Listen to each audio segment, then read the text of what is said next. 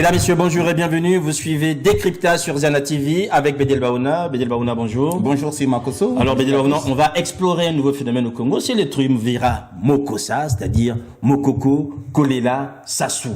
Concrètement, ça donne quoi aujourd'hui, puisque ce sont ces trois figures qui cristallisent l'actualité politique au Congo? Oui, exactement. On pourrait même faire un petit retour en arrière et pour nous rappeler qu'il y a eu un triangle, ce que moi j'appelais le triangle des Bermudes, Sassou, Kolela, Lissouba. Mais Sassou est toujours là, puisque lui, c'est lui qui...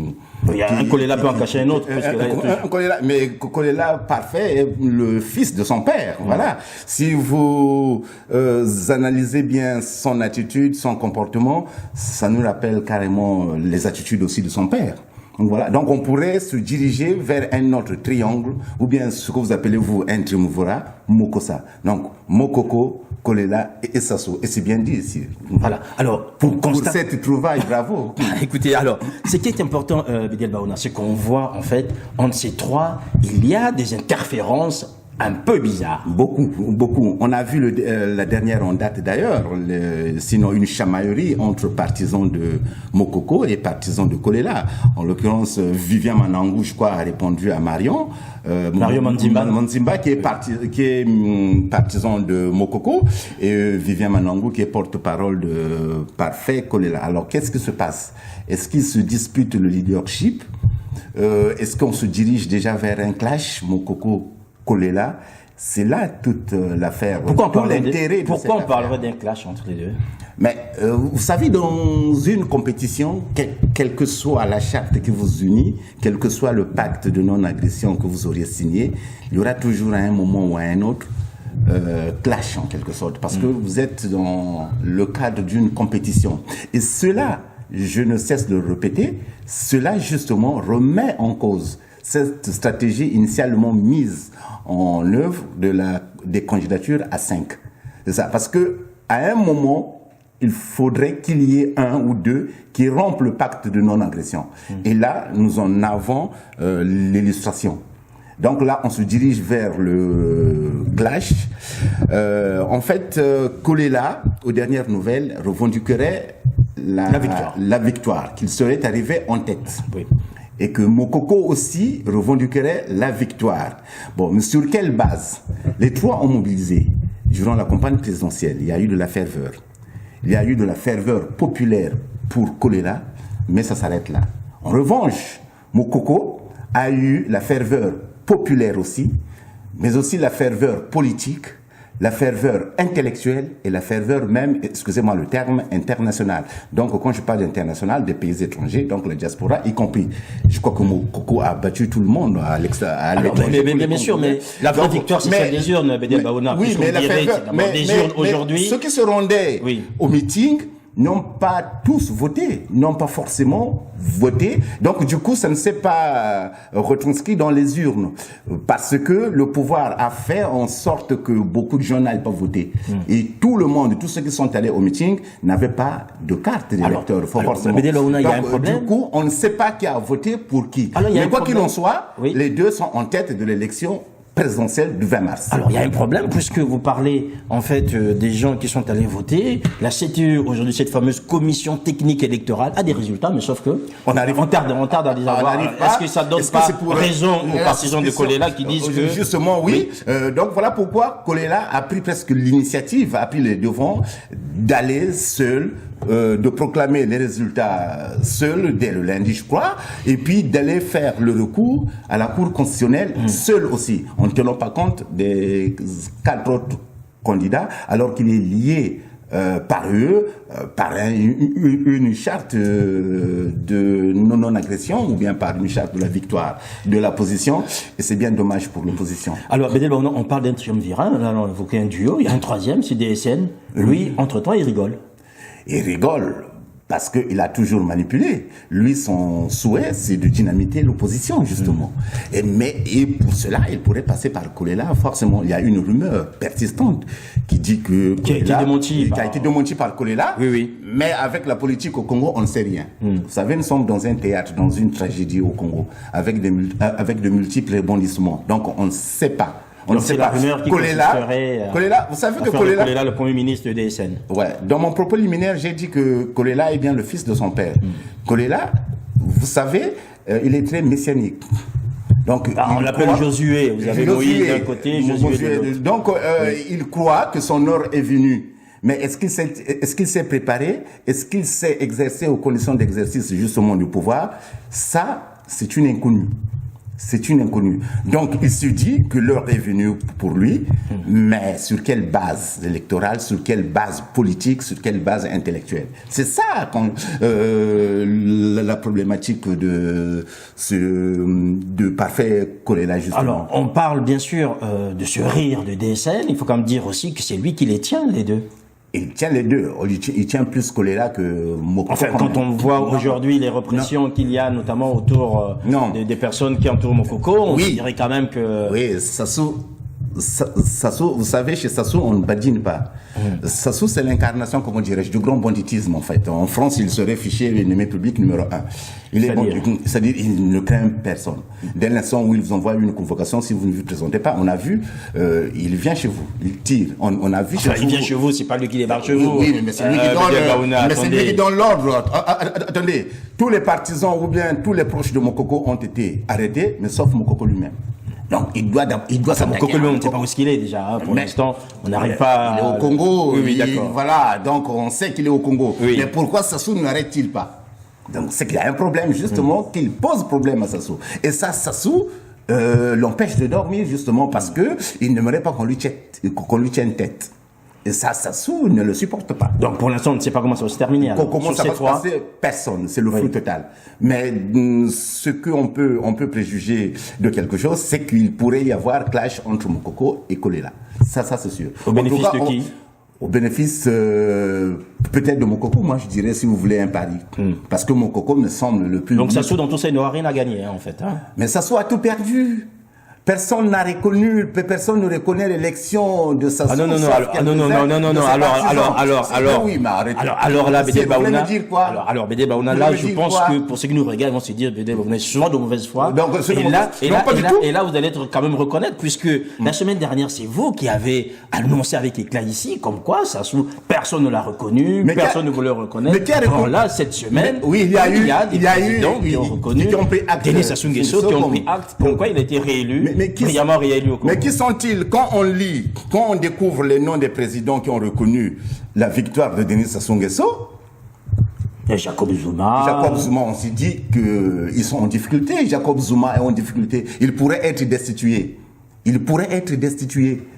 Parce qu'il est en difficulté par la Cour de cassation. Ça ne jette pas le discrédit sur sa reconnaissance DSN, quand même, cette destitution.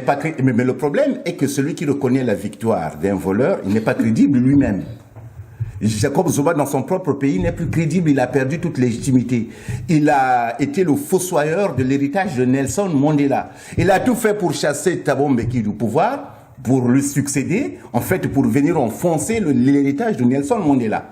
Faire construire une maison à 15 millions d'euros, je veux bien savoir de quoi s'agit-il, quelle est la valeur, quelle est cette maison. Mais là, on peut se servir de l'argent de l'État. Voilà, il y a un problème déjà moral. Il y a un problème moral. D'accord. Obiang Nguema. Voilà, par exemple, quelqu'un qui est en train de construire son pays aujourd'hui. Oui, mais il a fait quoi? Il a construit quoi? Il est dans la même configuration que Denis Sassou Nguesso sont tous. Il est du monde aussi des tricheurs. On sait comment Obiang Nguema a accédé au pouvoir. Le doyen Biya, finalement, et Biya. Mais pareil, mais les deux Obiang Nguema et Biya, ils sont au pouvoir depuis 1979. Nous avions quel âge? Obiang Nguema est au pouvoir depuis 1979. J'avais quel âge, moi? J'étais à l'école primaire. Biya est au pouvoir depuis 1982.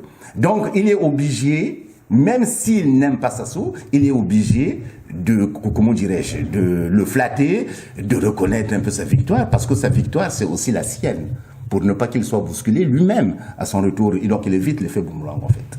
Eduardo Santos, le faiseur de paix de l'Afrique centrale, quand même, qui reconnaît. Mais lui, il s'amuse, c'est un amuseur, parce qu'il s'en va dans 1 an et demi, il l'a annoncé. Donc, il peut prendre toutes les libertés. Mais on sait qu'il ne porte plus Sassou dans son cœur. Donc, pour des raisons géopolitiques, peut-être stratégiques, il est obligé de soutenir même à contre-corps. Mais il y a aussi eu des pressions. Vous savez, Sassou ne vit que par la pression, par le lobbying. puisqu'il a même pressé l'Union africaine. C'est vrai qu'au niveau des institutions internationales, pour l'instant, jusqu'à présent, or que Sassou ne pourrait être sauvé que par l'onction des institutions, l'Union africaine. Or qu'on sait que la France a déjà donné une consigne à l'Union africaine, que saisissez-vous de cette affaire du Congo-Brazzaville, et qu'on sait que le ministre des Affaires étrangères du Congo-Brazzaville, en l'occurrence Jean-Claude Ngakosso, était à Addis Abeba, et on sait qu'il s'est fait rembarrer par Madame Zuma. Donc, on déduit que Sassou a perdu la bataille des institutions internationales. Donc vous pensez que l'Union européenne, l'ONU, pour l'instant...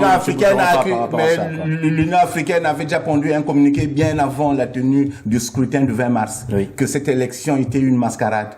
Donc, que voulez-vous que l'Union africaine nous dise encore? En tout cas, je ne pense pas que l'Union africaine puisse aller prendre acte de la victoire de Denis Sassou Nguesso. Ça ne serait vraiment comment dirais-je, très baroque, très saugrenu. Ce dont on peut prendre acte aujourd'hui, c'est la création et la résurgence des milices au Congo-Brazzaville. Au Congo, mais par le pouvoir, pas par l'opposition. Parce que imaginez un seul instant qu'il y ait une milice là-bas, à Soumouna, chez Ntoumi là-bas, ou bien à Madjibou, ou bien, c'est pas, à Mouyonzi, ou bien à Madingou. Vous imaginez le scandale, la guerre qu'il y aurait? C'est-à-dire? Mais c'est-à-dire que Sassou interviendrait à la télé directement. Vient de dire, voilà, nous sommes un état de droit, il y a la loi, les milices sont interdites. Mais là, curieusement, il y a eu un député. Donc un élu si tenté qu'il ait été élu. Un député. Qui plus est, et c'est ça qui me fait mal au cœur quand même, information. Voilà quelqu'un qui vient ternir l'image d'une noble institution comme ça. Voilà. Et tout le monde est silencieux. D'un silence assourdissant. Je pourrais même dire c'est cette loi de l'omerta, notamment qui entoure la création de cette milice. Il n'y a presque pas eu non plus d'articles. C'est vrai qu'il n'y a pas d'articles. D'articles pamphlétaires, critiques, incendiaires dans la presse. Et c'est très dangereux. On glisse vers, comment dirais-je, je pourrais qualifier ça, ce silence, cette loi d'omerta. C'est-à-dire que vous me dites aujourd'hui... Et à la fois aussi parlant, dans la mesure où il pourrait inciter à la haine de l'autre. Et ça, c'est très dangereux. Donc, vous insinuez une complicité active des autorités congolaises, de l'armée, de la police et des autorités politiques. Mais il y a des généraux au Congo, beaucoup de généraux, une pléthore, une pelletée de généraux au Congo, de colonels. Mais où sont-ils? Où sont-ils? Mais il y a la police, il y a la gendarmerie, mais il y a même les associations. Les associations affiliées plus ou moins à un parti politique ou à telle ou telle autre personnalité. Là, on est à la lisière du chaos. Et donc, il suffirait de franchir l'iconostase de ces milices-là pour nous rendre compte que le Congo vit presque dans le chaos, qu'il suffit d'une étincelle pour que tout s'embrase. Mais là, le pouvoir écrabouillera puisque le rapport de force militaire balance justement en faveur du pouvoir. Donc, c'est l'accord de Sassou lui-même qui interdit les milices aux autres, mais lui-même, il peut en créer. Et ça, c'est bien dommage. Alors, sauf que ce phénomène de milice ne se limite pas à Brazzaville. Aujourd'hui, à Pointe-Noire, il y a aussi des gens qui n'ont rien à voir. Voilà pourquoi je disais que Sassou est l'incarnation du grand banditisme. Vous savez, un grand bandit ici à Paris, en France, en Italie, chez les mafieux, n'ont aucune règle à respecter. La seule règle que respectent les grands bandits, c'est celle qui concerne sa propre vie, ses propres intérêts. Quand il s'agit de défendre ses intérêts, là, il dénie le droit à l'autre aussi d'avoir un revolver et une arme. Voilà. Et ça, c'est très dangereux. Alors, ça, vraiment, on ne sait pas où nous mène Sassou. Alors, par rapport à ce danger BDL, on l'a constaté aussi dans les JT, notamment aujourd'hui. Les JT, notamment ceux de Télé Congo, sont quand même une incitation flagrante à la haine et parfois à la violence. Parce que quand on voit les sujets qui sont traités, quand on voit les insinuations qui sont faites par rapport aux leaders de l'opposition ou encore à d'autres Congolais, on se dit qu'on a en face de soi Télémille Colline. Est-ce que, si, vous appelez ça JT, vous? Enfin... Il faut l'appeler ainsi, puis ça se passe à 20h. Un JT, c'est une édition présentée par un journal ou une journaliste. Là, en l'occurrence, on nous montre des tribunes de propagande. Ce sont des militants qui présentent des pseudo-journaux ou bien, voilà, c'est ça. Et qui ne savent pas qu'est-ce qu'une propagande, qu'est-ce qu'un journal. Vous savez, il n'est pas interdit pour un journaliste de prendre parti. Comme le disait un célèbre écrivain ici, que le goût de la vérité n'empêche pas de prendre parti. J'attendais cette citation, Bédiel Baouna. Je pense que vous êtes familière ces derniers temps, dès que vous pouvez. Je l'aime. J'aime bien cette citation. Oui. Vous savez, en France, il y a une presse de gauche et une presse de droite. Mais le point commun entre eux, c'est quand même le respect des règles fondamentales du journalisme. Un journalisme ne peut pas inciter à la haine. Un journaliste n'incite pas à la haine. Un journaliste n'insulte pas. Un journaliste ne ment pas. Le premier devoir d'un journaliste, c'est de vérifier et de contre-vérifier. Nous avons fait ligne directe aujourd'hui. Il y a des informations qui circulent que l'hôtel Saphir a été saccagé, ceci. Est-ce que ces journalistes sont-ils allés à la source? Ceux qui ont écrit un papier, par exemple, il y a un site très proche du pouvoir, le portail 2002. Portail 242. 242. Qui est le site officiel du Congo, mais qui appartient à un individu. Un individu, mais qui est très, très proche du pouvoir. Tout à fait. Ils ont balancé des informations, comme vous lisez leurs articles, des informations selon lesquelles Mokoko avait constitué une milice composé de Séléka, tout ça. Et l'article est resté à la une, en manchette, pendant au moins un mois. Je me disais, mais qu'est-ce qui se passe? Est-ce qu'ils ont vérifié? Mais pourquoi diable Mokoko ne porte-t-il pas plainte pour diffamation? Et je n'ai pas compris ce silence non plus de la part du général Mokoko. Mais pour revenir aux journalistes, c'est très dangereux ce que font les présentateurs de journaux, vouloir inciter les gens à la haine de l'autre. On se retrouverait dans les années 90. Alors, par rapport à cette institution à la haine, Bédiel Baouna, vous avez vu aussi qu'il y avait un document qui avait été présenté toujours par Télé Congo, selon lequel Mokoko entretient une ministre, vous l'avez évoqué, et avec des mercenaires au Gabon. Cela avait fait l'objet, en fait, d'un démenti de la part de l'ambassadeur du Gabon à Kinshasa. Et aujourd'hui, ce matin, à 3h du matin, justement, à l'hôtel Saphir, il y a, et ça c'est une info, ça c'est une exclusivité Ziana TV, puisque nous avons joint au téléphone Joey Washington Ebina, qui n'est autre que le gérant de l'hôtel, le patron de l'hôtel Saphir, qui nous a confirmé justement que les militaires sont venus, mais en disant qu'ils étaient à la recherche du terrorisme. C'est un mot fort, le terrorisme au Congo. Ils ont visité toutes les chambres, mais ils n'ont saccagé qu'une seule chambre, c'est celle de la suite de l'ambassadeur du Gabon au Congo. Est-ce qu'il y aurait-il un lien, j'emploie le conditionnel, entre le démenti de l'ambassadeur du Gabon en RDC et l'affaire de ce samedi à 3h du matin et l'affaire qui concerne la milice montée par qu'aurait monté Mokoko? Je crois qu'on peut déjà commencer à... Est-ce qu'on peut vous avez une crise diplomatique déjà, vous pensez? Est-ce que le Congo et le Gabon sont deux pays frères? Vous savez, on a presque une consanguinité culturelle, morale aussi, politique. Ça fait les mêmes noms. Il y a au Gabon, j'ai un ami qui s'appelle Makosso, mais il est gabonais lui. Donc vous voyez. Donc je ne pense pas, ça ne sera pas dans l'intérêt des hommes politiques, des dirigeants des deux pays de s'affronter. Oui. En revanche, les deux présidents, oui, ils ont leurs différends à régler entre eux, mais il ne faudrait pas qu'ils impliquent les Congolais, les deux peuples frères. Oui. Pas amis. Alors, Bédiel Baouna, par rapport à cette information que nous avons pu avoir en exclusivité auprès du Washington Ebina, pardon, c'est que c'est la seule suite qui a fait l'objet de saccage, alors que les autres résidents n'ont été que visités. Visités seulement. Oui. Mais la suite de l'ambassadeur du Gabon au Congo a été saccagée. Oui, justement, c'est ça. Donc il faut y voir un lien, ou bien il faut établir un lien, je crois, pour l'instant. Mais bon, il a déposé plainte, je crois, à Joey Washington Ebina. Donc on verra la suite. Est-ce qu'il y aura une suite? Ça, c'est une autre paire de manches. Bédiel Baouna, encore merci pour ces éclaircissements. De rien, Sir Makosso. Voilà, merci de nous avoir suivis. Merci à Noko Mungakoso pour les images. Et vous qui êtes de plus en plus nombreux, à ceux qui nous accueillent du côté de Aulnay-sous-Bois, portez-vous bien. À la semaine prochaine. Au revoir. À très bientôt.